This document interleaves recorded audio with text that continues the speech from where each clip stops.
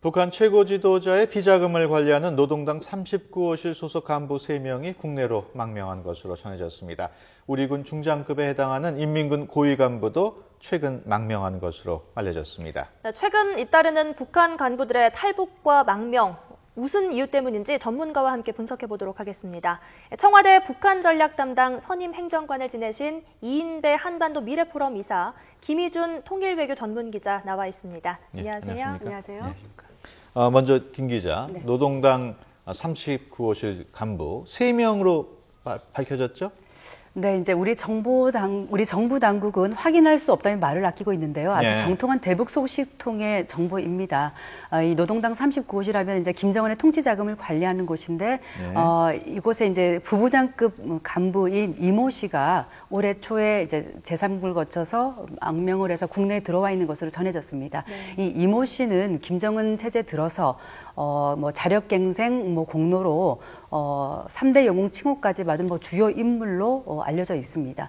이 씨 외에 또 다른 그 2명의 그 39호실 간부가 한 2달 전쯤에 이제 제3국 거쳐 국내로 들어온 것으로 전해졌는데요. 최근에 이제 노동당 39호실 소속인 그 조선 대성은행의 이제 러시아 대표가 이제 뭐 수백만 달러를 들고 국내로 들어왔다는 소식이 전해졌는데 이 가운데 한 명이 동일 인물일 것으로 추정이 되고 있습니다. 네, 지금 뭐 통치 자금을 관리하는 곳이라고 하셨는데요. 구체적으로 38, 39호실 어떤 곳인지 좀 설명해 주시죠. 노동당 38호실은 이제 김정일 시대 때 이제 개인 뭐 사금고 역할을 했는데 지금은 없어진 것으로 알려지고 있고요. 현재 노동당 39호실 하면은 그 북한 역대 정권의 이제 통치 자금, 비자금을 관리하던 곳입니다.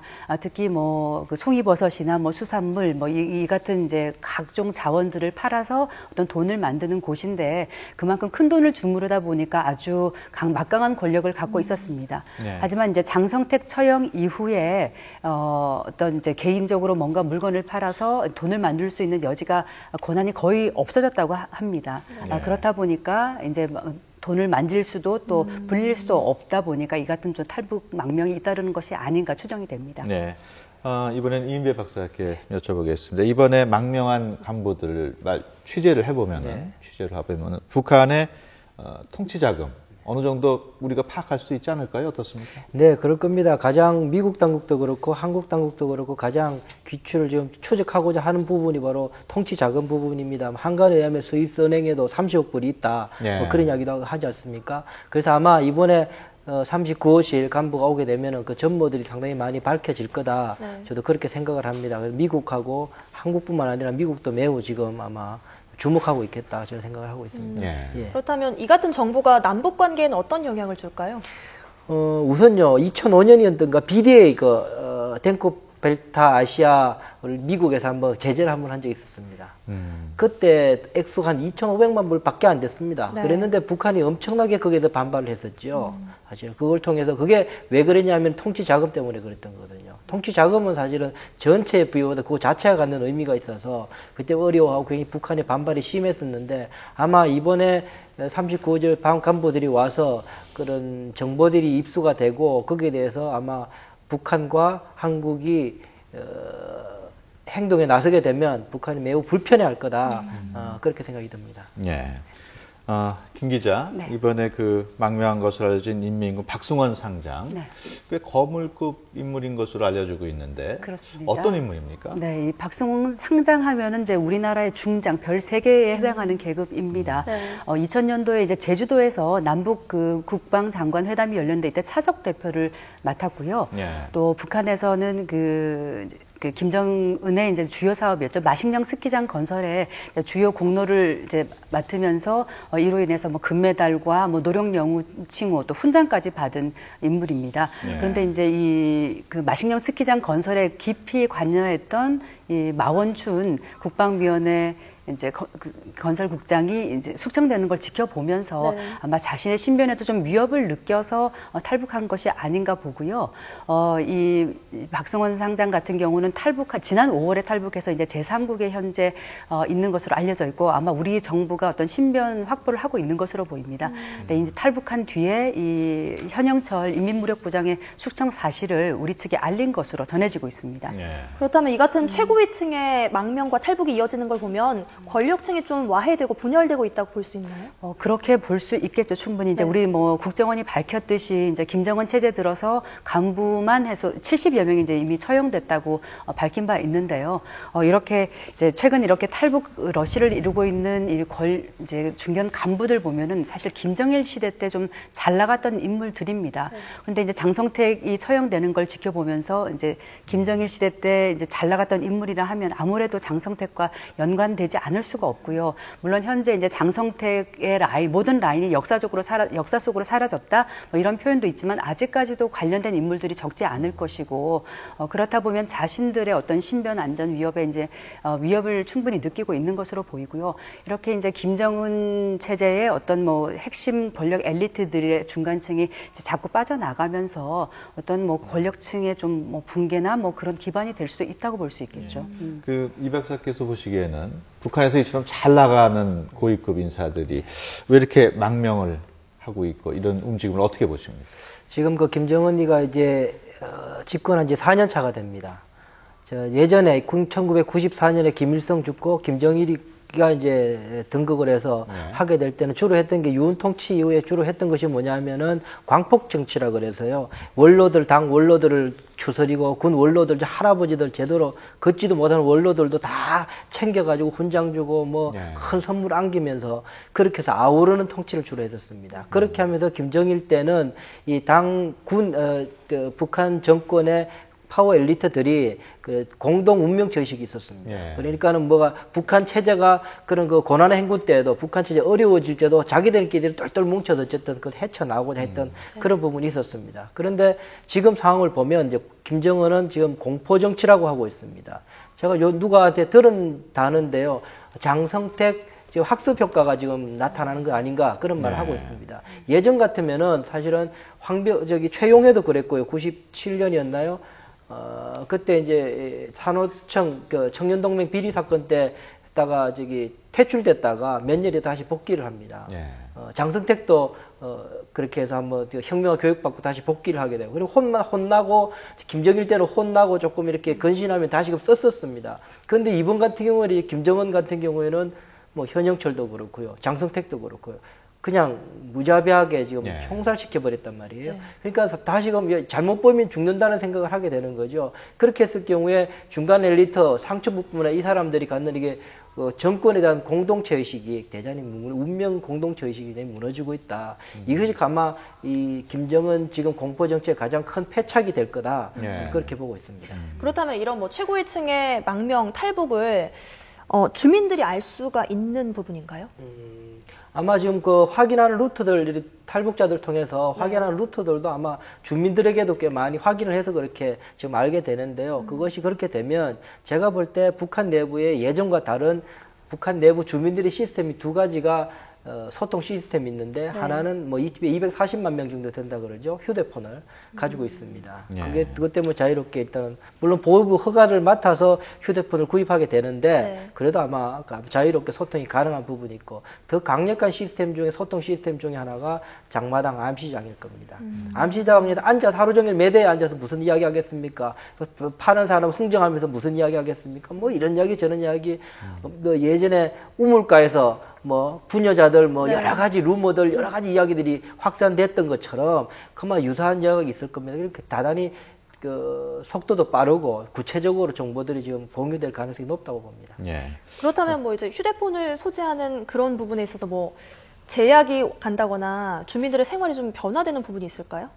그걸 좀 더 두고 봐야 되겠습니다. 일단은 이 휴대폰 자체는 보이부 통해서 내부 굉장히 감시 시스템을 강화시켜서 해놓은 거거든요. 해놓은 거기 때문에 앞으로 그것이 어떻게 될지는 모르겠습니다. 그럼 탈북자들하고 북한 뭐 평양 시민하고 지금 통화를 하고 있지 않습니까? 통화를 하고 확인하고 한단 말이에요. 그걸 뭐 우리 언론에도 매우 자주 공개되면서도 됨에도 불구하고 특별하게 거기에 대해서 제재를 못 하고 있는 것은 아마 기술적인 한계와 여러 가지 그 외국 업체를 데리고 와서 그걸 하고 있는데 여러 가지 제약이 있어서 못하고 있을 거다. 아시지 않습니까? 이 핸드폰이 갖는 이 파급력이라는 거는 그냥 당국의 통제로서 해결되는 문제가 아니지 않습니까? 김 기자, 최근에 그 해외에 근무하고 있는 북한 그 200명 정도가 돌아오라는 명령을 거부하고 그대로 남아있다는 얘기가 있었어요. 물론 이게 확인된 얘기인지는 모르겠습니다만 만약에 이게 사실이라면 그 배경이 뭘까요? 네, 지금 뭐 이제 이인배 박사님께서 그 김정은의 공포 정치에 대한 간부들의 불안감 이런 거 잘 설명을 해주셨는데요. 네. 사실 북한 내부보다는 해외에서 더 동료가 심한 것으로 알려져 있습니다. 네. 무엇보다도 뭐 장성택이나 현영철의 이제 숙청을 지켜보면서 우리도 그 라인에 연결되어 있는 사람이 지금 해외에 많이 퍼져 있고요. 네. 그렇다면 우리가 돌아갔을 때 또 비슷한 처지가 되지 않을 것인가 하는 또 불안감이 있을 수 있고 또한 그 지금 이제 김정은 정권 들어서 과도하게 전시성 사업을 하고 있지 않습니까? 뭐 네. 최근에 평양 순환공항 신청사를 짓기도 했고 뭐 3억 불이 들어갔다는 이제 뭐 그런 보도도 있는데, 그러니까 이 같은 이제 사업을 과도하게 벌리면서 과도한 또 외화벌이에 대한 압박들이 이제 해외에 나가 있는 간부들에게 지금 전해지고 있고요. 그러니까 그 같은 이제 과도한 착취에 대한 어떤 피로감이 있을 수 있고 또 제대로 성과를 내지 못한 부분에서 내가 이제 평양에 다시 돌아갔을 때 나와 가족들에게 미칠 뭐 어떤 악영향 또 그런 불안감도 적지 않을 것으로 생각이 됩니다. 또 이와 함께 물론 해외 생활을 하고 있지만 이제 북한 보위부나 당간부들이 다 나가서 감시와 통제를 하고 있기 때문에 아주 자유롭지는 않지만 네. 그래도 평양의 생활보다는 조금 더 자유로울 수 있고요. 또 훨씬 더 생활도 윤택하기 때문에 더더욱 이제 북한에 돌아가서의 생활에 대한 좀 자신감이 좀 없을 수 있겠죠. 그렇다 네. 보니까 이게 사실은 이제 명령을 거부할 수는 없다고 합니다. 왜냐하면 이게 뭐 보위부나 이런 데서 체포나 압송이 될 수 있으니까 이제 거부라기보다는 약간 이런저런 이유를 들어서 좀 지연시키고 있는 것이 아닌가 뭐 이런 생각이 듭니다. 네. 또 궁금한 것이 이제 해외 주재 간부들이 구체적으로 하는 일이 어떤 일인지도 궁금한데요. 네, 사실 이제 북한이 이제 외교 관계를 맺고 있는 나라 160개국 정도에 이릅니다. 우리나라가 185개국 정도가 되니까 뭐 큰 차이는 나지 않고요. 그렇다 보니까 뭐 중국이나 러시아는 물론이고 뭐 중동, 유럽, 뭐 아프리카국 각국의 이제 해외 공간들이 있으니까 네. 거기에 있는 이제 외교 주재관들이 있을 수 있고요. 또 북한이 이제 이 같은 이제 외화벌이를 위해서 각국의 이제 무역 상사들을 세우고 거기에 있는 파견된 또 일군들도 있습니다. 이와 함께 뭐 전 세계 한 5만여 명의 이제 북한 근로자들이 파견된 것으로 전해지고 있으니까요.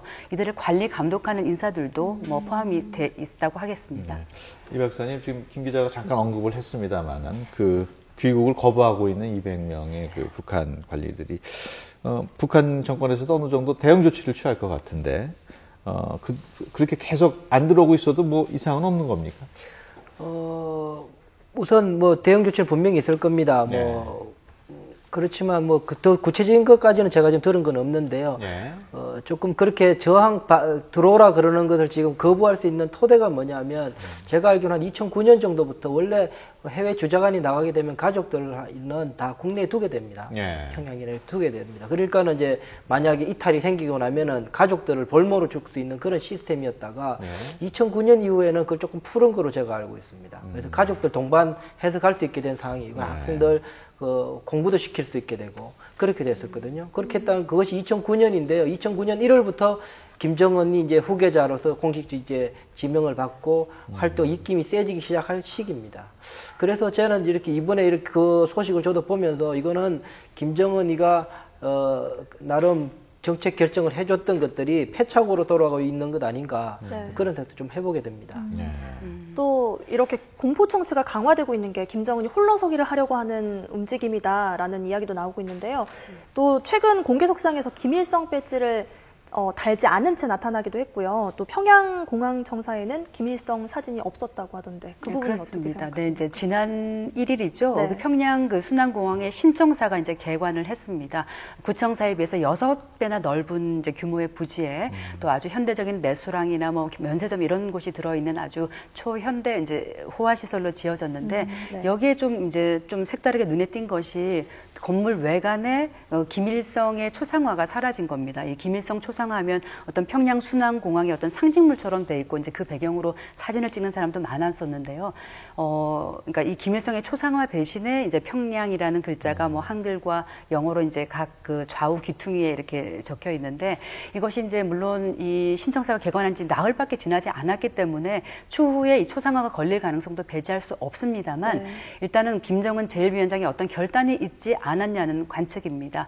뭐 김정은 하면 이제 스위스 유학을 거쳤고 해외 해외 생활 경험이 많으니까 그만큼 이제 국제적 감각을 지녔고요. 이제 최근에 이제 북한이 어떤 외국인 관광객을 많이 유치하려고 하는데 외국인 관광객들이 왔을 때 어떤 뭐 그 북한의 3대 세습 체제나 뭐 독재 정치 이런 데에 대한 거부감이 있을 수도 있기 때문에 김일성의 초상화를 좀 뗀 것이 아닌가라는 뭐 그런 분석이 나오고 있죠. 그리고 네. 아까 뭐 잠깐 뭐 언급을 하셨는데 그 이제 김일성의 이제 김일성 또 김정일의 배지를 이제 김정은이 최근에 달고 있지 않은 모습이 자주 노출이 되고 있고요. 네. 그만큼 이제 집권 4년차를 맞아서 이제 좀 홀로서기를 하고 아버지와 할아버지의 그늘에서 벗어나서 자신만의 독자적인 어떤 권력 기반을 구축하려는 그런 움직임 아닌가라고 네. 보입니다. 이 박사님, 김정은 체제가 지금 4년 됐고, 제 궁금한 내용 중에 하나가 얼마 전에 그 외국 전문가들이나 언론 보도를 보면은 어느 정도 그 김정은 체제가 확립이 되고 안정적이라는 얘기가 나왔었어요. 그러다가 또 지금 이렇게 망명되는 일이 있다고 그러고, 과연 이게 김정은 체제가 홀로 서기가 가능해지고 있는 건지 좀 궁금한데 어떻게 보십니까? 예, 우선 보면은 몇 달 전까지만 해도 그런 시각들이 꽤 있었습니다. 네.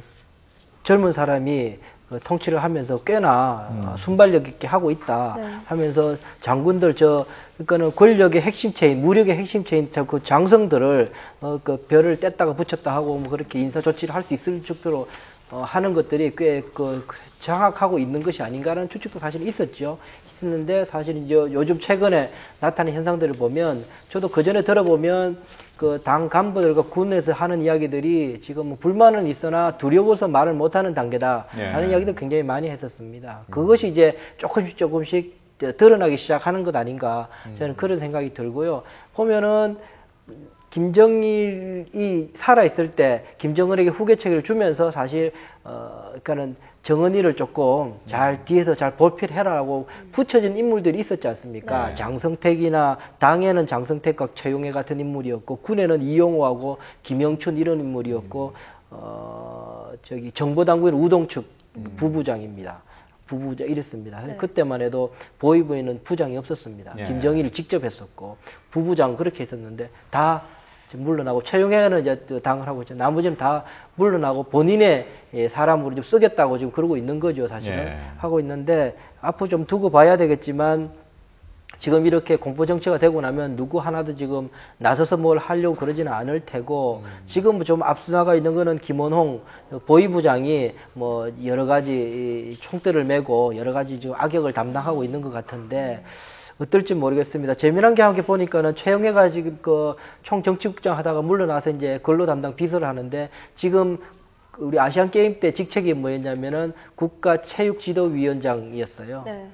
장성택이 마지막에 죽기 전에 한 달 전에 직함을 했던 것이 국가체육지도위원장을 하면서 이노끼 네. 일본에 만났던 게 한 달 전에 그러고 나서 한 달 후에 처형당했습니다. 네. 그걸 보면서 어떤 일이 있을까 뭐 그런 생각이 조금 들기도 합니다. 네, 알겠습니다. 지금까지 청와대 북한 전략 담당 선임 행정관을 지내신 이인배 한반도 미래포럼 이사 그리고 김희준 통일외교 전문기자와 함께 얘기 나눴습니다. 오늘 두 분 감사합니다. 감사합니다. 네.